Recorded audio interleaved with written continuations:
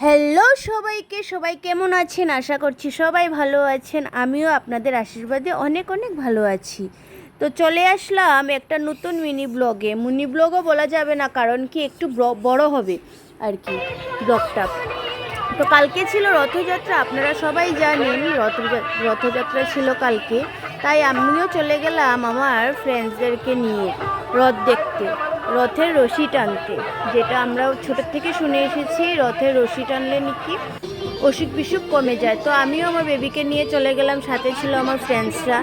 তো সবাই রথ দেখছি, আমরা রথের রশিও টেনেছি। আমরা ঘুরতে ঘুরতে চলে গেছিলাম বদরপুর ঘাটে। ঘাট অবধি সব রথ দেখে আমরা কিছু একটা খেয়ে আসলাম ঘরে। আপনারা সবাই সাথে থাকেন, দেখেন আমাদের রথের ভিডিওটা, স্কিপ করবেন না কেউ। আশা করছি অনেক ভালো লাগবে আপনাদের। আর আমাদের কালকের দিনটা অনেক ভালো গেছিলো, অনেক ভালো কেটেছিলাম আর কি দিনটা।